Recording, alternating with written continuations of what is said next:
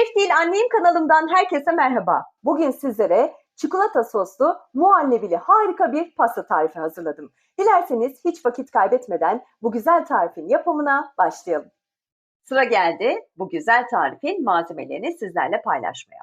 1 litre süte ihtiyacım olacak muhallebisini yapabilmek için. 3 yemek kaşığı dolu dolu un, 3 yemek kaşığı dolu dolu buğday nişastası. İsterseniz mısır nişastası da tercih edebilirsiniz ama ben bugün buğday nişastası kullanacağım. Dolu dolu 1 su bardağı toz şeker, 2 paket yulaflı bisküvi, marka vermiyorum, tahmin etmişsinizdir. İstediğiniz markayı tercih edebilirsiniz. 2 paket yulaflı bisküviyi bu şekilde toz haline getirdim rondodan. Bunu da ara katmanları ve tabanı için kullanacağım. Yine muhallebinin olmazsa olmazı 1 kaşık dolu dolu tereyağı ve 1 paket şekerli vanilya ihtiyacım olacak. Şimdi bu güzel muhallebinin tabii ki olmazsa olmazı çok da güzel bir çikolatalı sos yapacağım. 2 su bardağı süt ve 1 paket çikolata sosa ihtiyacım var. Hadi gelin hiç vakit kaybetmeden bu güzel lezzetin, bu güzel tarifin yapımına başlayalım. Ocağın altını şimdi hiç açmayacağız. Ben de şu karıştırıcımı kenara alacağım. Öncelikle 1 litre sütü güzelce tenceremize şöyle yavaşça boşaltalım. Malzemeleri önce burada bir karıştıracağım. Sonra ocağımın altına atacağım. 3 yemek kaşığı dolu dolu un. 3 yemek kaşığı dolu dolu buğday nişastası kullandım. Bir kez daha tekrar ediyorum. Malzemelerimi sayarken söyledim ama belki kaçıranlar vardır. Mısır nişastasını da tercih edebilirsiniz. Gördüğünüz gibi 1 su bardağı dolu dolu da toz şekerim var. Şimdi bütün malzemeyi henüz ocağımın altı açık değil. Şöyle iyice pütürlülüğü kalmayana kadar bir çırpıcı yardımıyla güzelce karıştırın. Sonra ocağınızın altını açın. Çok daha güzel, pürüzsüz bir kıvam elde edeceksiniz. Burada tereyağı ve vanilyayı kullanmıyorum. Onların sırası var. Gayet güzel oldu. Şimdi artık ocağımın altını açıyorum. Çok fazla harlı ateş değil. Özellikle belirtmek istiyorum. Çünkü muhallebi yapacağız. Altında tutma ihtimali çok yüksek. Ve hiç durmadan güzelce kıvam alana kadar karıştırma işlemini sürdüreceğiz. Önemli bir detay. Lütfen bu noktayı atlamayın. Muhallebi tam istediğim kıvama geldi. Çekime başladığım andan itibaren hiç karıştırma işlemini bırakmadım. Gördüğünüz gibi artık çırpıcım o kadar zor dönüyor ki ama size şu güzel kıvamı göstermek istiyorum. Evet, artık muhallebi gerçekten olmasını istediğim, bakın bir kez daha gösteriyorum şöyle karıştırıp, budur. Eğer muhallebiniz bu kıvama geldiyse şu çırpıcıyı şöyle birazcık kenara alacağım. Şimdi içine tereyağı ve biliyorsunuz şekerli vanilin koyacağız ama bu noktada hemen ocağımızın altını kapatıyoruz. Artık bakın göbek atmaya başladı.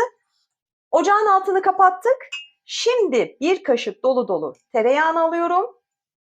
Ve aynı şekilde 1 paket vanilya aldık. Yine çırpıcıyla hiç bırakmadan vanilya ve tereyağını muhallebiyle iyice karıştıralım. Ocağın altı kapalı. Bir kez daha belirtiyorum. Artık muhallebi olması gereken kıvama geldi. Altını kapattık.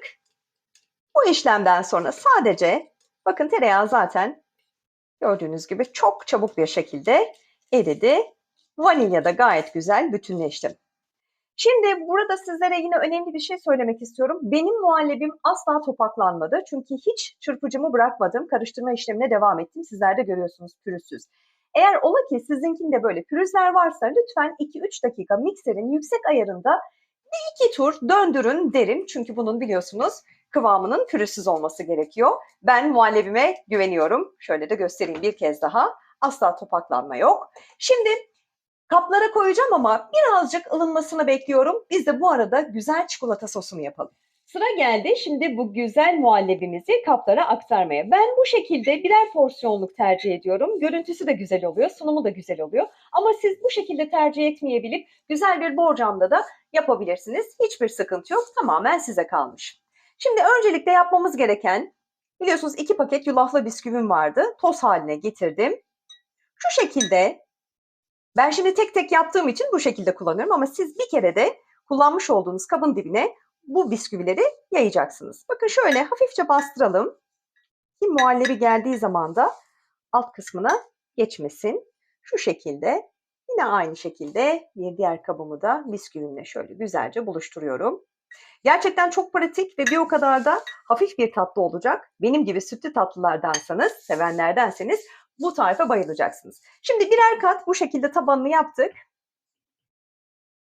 Üstüne güzelce pürüzsüz, gerçekten harika bir muhallebi tarifi. Şu güzelliğe bakar mısınız? Size söylemiştim, muhallebime çok güveniyorum. Asla rondodan geçirmedim.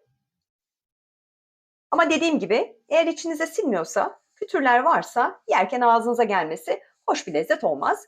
O yüzden üşenmeyin. 2-3 dakika mikser yardımıyla bir iki tur döndürdüğünüz takdirde o topaklar gidecektir.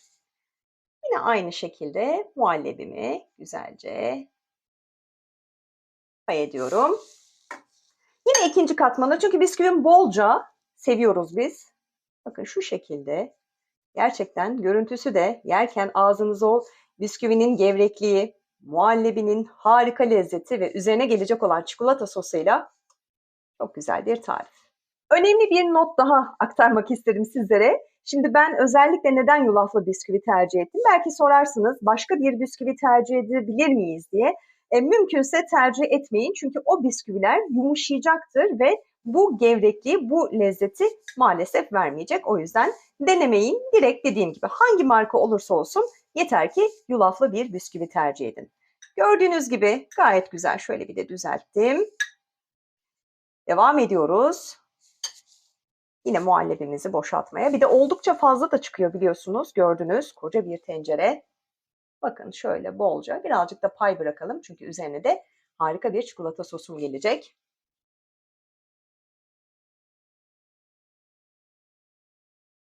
O kadar güzel bir koku geliyor ki inanamazsınız. Gerçekten hemen eldeki malzemelerden şipşak yapabileceğiniz, lezzetli olduğu kadar sunumu da güzel olan bir tatlı. Hafif bir tatlı. Bence deneyin derim. Gayet güzel oldu.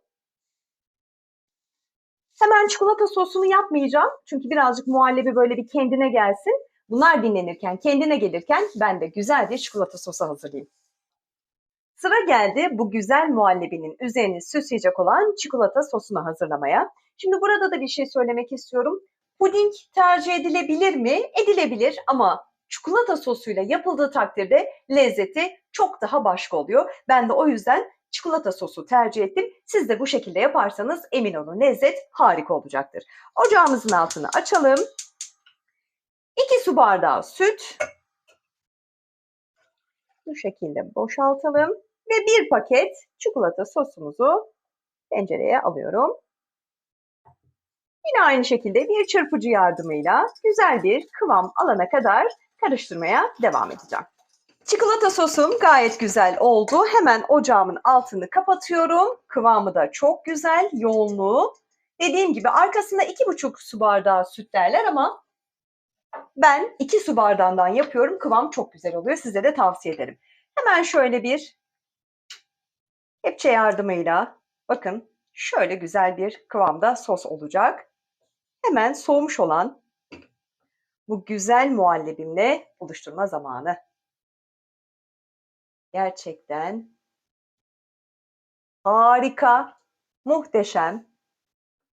Tabii ki bunu yemek için sabırsızlanacaksınız ama ben hep söylüyorum mutlaka sütlü tatlılar, şerbetli tatlılar bir gün dolapta beklemeli. Ertesi güne yenildiğinde muazzam bir lezzet oluyor, emin olabilirsiniz. İşte hepsi bu. Gördüğünüz gibi çok pratik, çok da lezzetli. Şöyle de güzel katmanlarını da göstermek istiyorum. Neden böyle tek sunumluk yaptım? Bakın bisküvi, muhallebi ve üzerinde de harika çikolata sosuyla afiyetle tüketeceğiniz muhteşem bir tatlı yaptım. Ben birazdan güzel sunumla tekrar karşınızdayım. Çikolata soslu, harika muhallebili pastam artık hazır ama her zaman olduğu gibi küçük bir dokunuş ister. Ben bu şekilde servis ve sunum ediyorum. bolca Hindistan cevizi. Siz de bu şekilde tüketebilirsiniz, sunabilirsiniz. Veya istiyorsanız üstüne fındık, ceviz, ne varsa evde Hindistan cevizi hiç fark etmez. Ya da yapmayabilirsiniz. Ama ben bu şekilde seviyorum. Gerçekten çok da lezzetli, çok da güzel görünüyor. Umarım sizler de bu tarifimi beğenmişsinizdir. Lütfen kanalıma abone olmayı unutmayın. Şef değil, anneyim. Yeni tariflerde, yeni lezzetlerde görüşmek üzere. Hoşça kalın.